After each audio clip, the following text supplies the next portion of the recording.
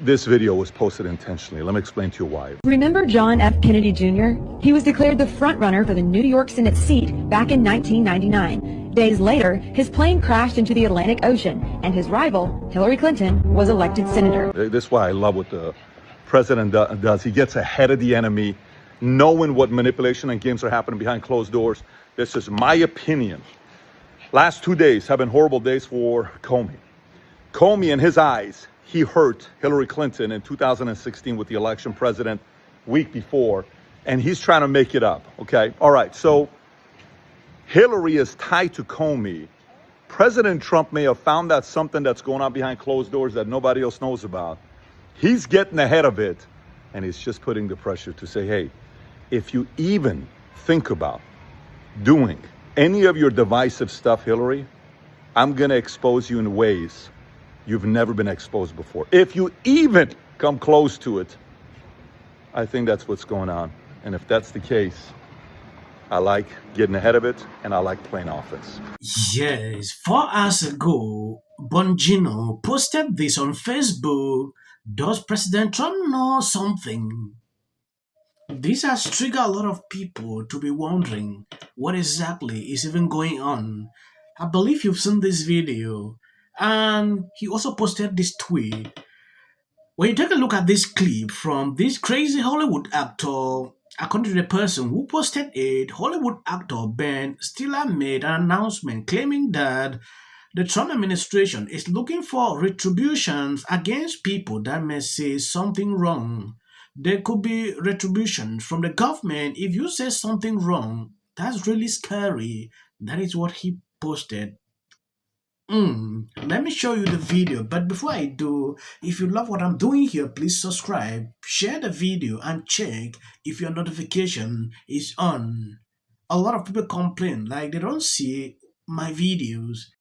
Yeah, I think we probably. I think everybody's going to have their own personal reaction, and it's impossible not to be aware of the fact that people feel this, that, oh, wow, there can be retribution from the government if you say something wrong. And that's really scary. So just to even be thinking that way is, but, of course, I'm aware of it. I think everybody's aware of it. And, certain people are just naturally more outspoken and always have been. And I've sort of had my own path with it. But right now, I think it's definitely a thing that people feel. And in a way, for me, it makes me think about it even more about, well, what do I really want to say and how do I really feel about something? And I think yes, these are the same talking points I saw during the campaign. A lot of these people putting out, oh, Trump will do this. Oh, Trump will do this. If Trump is elected, Trump is the president now. And they are not even saying what they said. To me, they just wanted to lie to people. I'm even shocked to see this man talking about this. That I hope we see. Yeah. I kind of feel like we didn't get that in the first Trump. I don't know why. It's not that there wasn't great art in the first Trump, but it wasn't like during that 4 years you look back on that and feel about it the way that you might about the civil rights movement, or right, like all this amazing kind of music and movies. Why do you think that is? Maybe the first time around it was more about Trump, and then this time around it's more about the realization that our country is really deeply divided. Yeah. And for me, it's less about the fact that he won by a majority and that many, many, many people are willing to go down that road. And what is that? So that's actually something that it's always, I think, been about. And that divide is something that I think, you have to sort of wrestle with and acknowledge and figure out and look at your own point of view in that too, and your own prejudice towards, people who don't have the same point of view as you. But I also feel like there's a reality to to where we are, and we have to figure out how to go forward and be productive and call out, when the line is being crossed, which it seems like it's being crossed. I mean, January 6th, violent offenders being pardoned. That's a line, The country is broken, and it cannot be reconciled anymore. It's too late. It cannot be put back together. It is too late. Republicans, those who continue to vote and support the current president, cannot ever be reconciled with those on the progressive left or left of center who just want to move forward. We can never together find consensus. It's simply impossible. We are past that. It cannot be fixed. It's broken. It's just broken.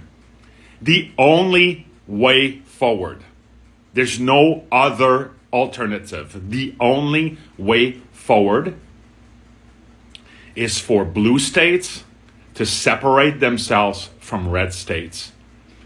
We form our own country and we leave them to form their own country with their constitution the way. The hearing in his ear should tell you everything you need to know. Just because Trump is struggling to bring back people together after these 4 years of Biden, now look at what they are saying.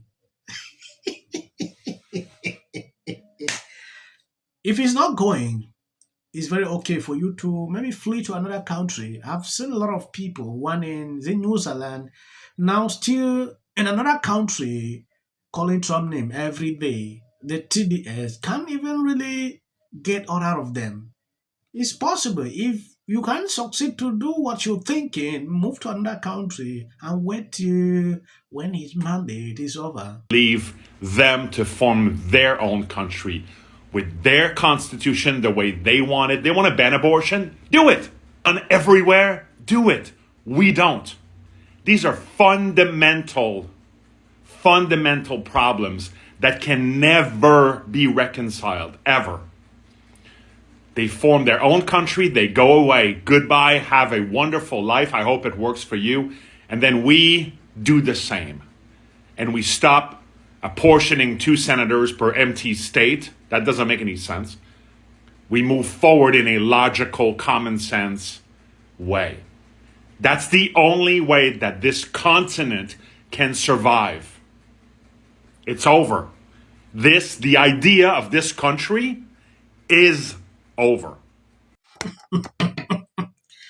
People who stand for abortion, look at the kind of examples he's quote. If they want to ban abortion, yes, they should do it. You know them by their word. Going now to Michelle Obama or Malia Obama, when you take a look at this, Malia Obama might be a copy-paste job. This lady is going viral. Some says maybe Obama taught these people how to steal. That is what I've seen on social media. A director of Natalie Harris says she's devastated after spotting her own film vibes all over Malia Obama's Nike commercial, the first ad Malia ever directed. A lot of people are talking about this. Let me play this video so you can see the similarities. She stole the whole idea. This is embarrassing. Like, seriously? Yeah, take a look at this. You will see the similarities. This is the Nike ad. She copied everything, doing the same thing. Really look at this. Copy work. I'm horrified. And we're back to our daily segment of Michelle Obama's terrible, terrible life. Boo effing who. People line up for my advice. And you're walking away like I'm stupid. It's like I've written books. I've given speeches. Why don't we choose more carefully who we're going to lionize?